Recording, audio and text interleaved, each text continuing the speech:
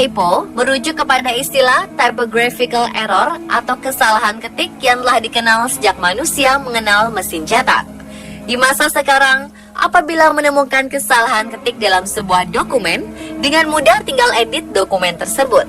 Tetapi masalahnya, bagaimana jika telah terlanjur dicetak dan disebarluaskan? Kasus-kasus semacam ini anehnya cukup sering terjadi, padahal biaya dan kerugian yang ditimbulkan tidaklah sedikit. Berikut, On The Spot merangkumnya dalam 7 salah ketik berakibat fatal.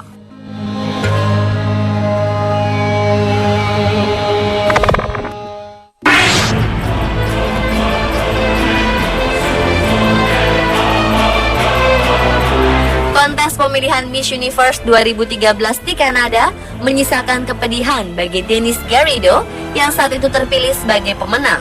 Mengapa demikian? Karena sehari kemudian gelaran didapatnya harus dicabut dan diberikan kepada Riza Santos. Semua gara-gara kesalahan ketik yang dilakukan salah seorang petugas penyelenggara. Ketika para juri selesai memberikan penilaian, semua tulisan tangan juri dimasukkan ke dalam program komputer yang kemudian menghitung siapa peserta dengan nilai terbanyak. Dennis seharusnya menduduki peringkat ketiga, tetapi karena kesalahan penulisan nilai, dia malah menjadi juara pertama. Kesalahan ini baru diketahui ketika para juri menghitung nilai secara manual sehari kemudian. Meskipun pihak penyelenggara kemudian meminta maaf, namun pesta perayaan telah terlanjur diadakan di negara Dennis, Kanada.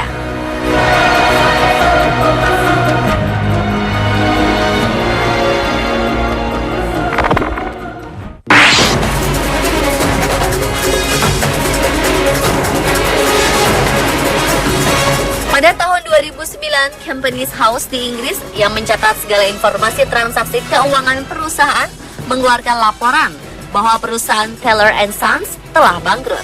Akibat laporan itu, seketika para pelanggan membatalkan pesanan dan para supplier juga menghentikan pengiriman bahan. Masalah menjadi semakin rumit karena saat itu direktur perusahaan sedang liburan ke luar negeri. Hal ini membuat para klien dan rekanan berasumsi bahwa pemilik perusahaan telah lari ke luar negeri. Perusahaan Taylor & Sons kemudian benar-benar bangkrut dan merumahkan sekitar 250 orang karyawannya. Padahal perusahaan ini hanya korban dari salah ketik yang dilakukan karyawan Companies House. Perusahaan yang benar-benar bangkrut adalah Taylor & Sons dan sama sekali tidak ada hubungannya dengan perusahaan Taylor & Sons. Masalah ini kemudian dibawa ke pengadilan dan Company House harus membayar ganti rugi sebesar 8,8 juta pounds atau sekitar 170 miliar rupiah.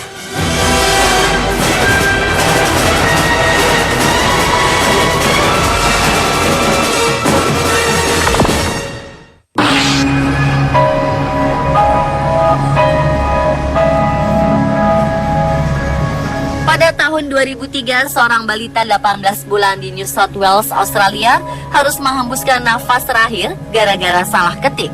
Operator yang menerima panggilan darurat seharusnya mengirim ambulans pada jam 9:14 menit, tetapi malah menuliskan 19:14 menit.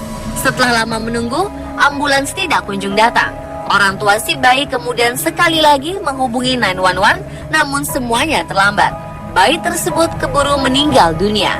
Masalah ini selain mengharuskan Kementerian Kesehatan meminta maaf secara resmi, juga menyebabkan reformasi besar-besaran pada sistem tanggap darurat di Australia, di mana sekarang harus dilakukan cross-check oleh operator kedua untuk menghindari kesalahan serupa.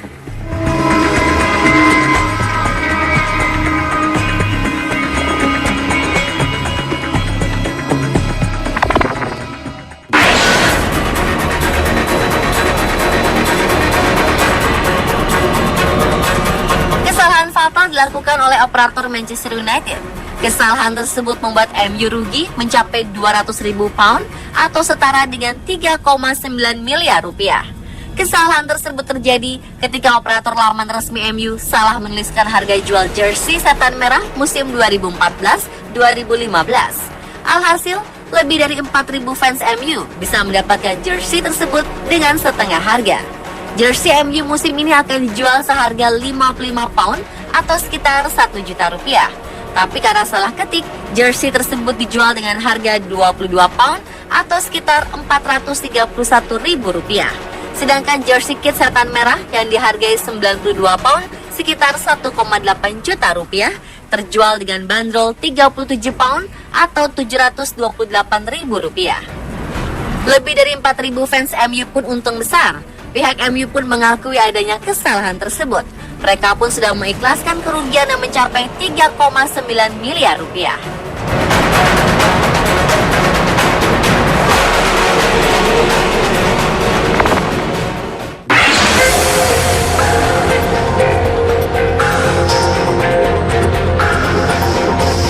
Pada tahun 1872, pemerintah Amerika Serikat mengeluarkan undang-undang tentang pembebasan tarif bea masuk atas fruit plants. Tetapi juru ketika melakukan kesalahan dengan menulisnya sebagai fruit plants. Hanya satu koma saja, tetapi artinya sangat jauh berbeda. Jika pada kalimat pertama, pembebasan tarif berlaku pada pohon buah-buahan, tetapi pada kalimat kedua, artinya adalah buah-buahan pohon. Importer buah-buahan segera menyadari kesalahan ini dan menolak membayar pajak. Kasus ini akhirnya dibawa ke sidang pengadilan dan pemerintah Amerika Serikat diputuskan harus mengembalikan bea pajak para importer tersebut sebanyak 2 juta dolar atau sekitar 27 miliar rupiah. 2 tahun kemudian, undang-undang yang baru dikeluarkan semata-mata hanya untuk menghilangkan koma tersebut.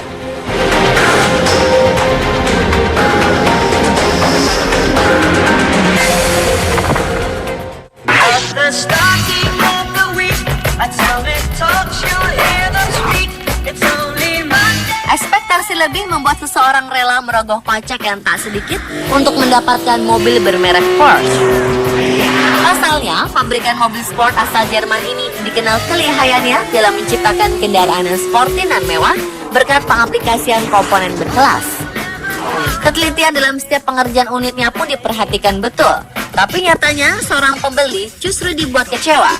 Betapa tidak, ia justru mengeluarkan 2 miliar rupiah untuk Porsche 911 cacat.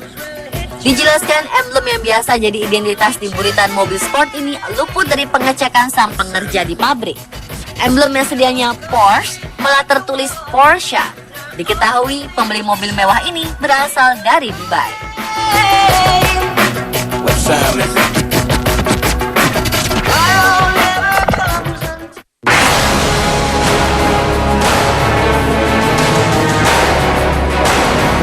Mungkin kasus ini menjadi satu-satunya yang pernah terjadi di dunia, di mana sebuah koin yang seharusnya bebas dari kesalahan tulis malah menyebutkan nama negara yang salah.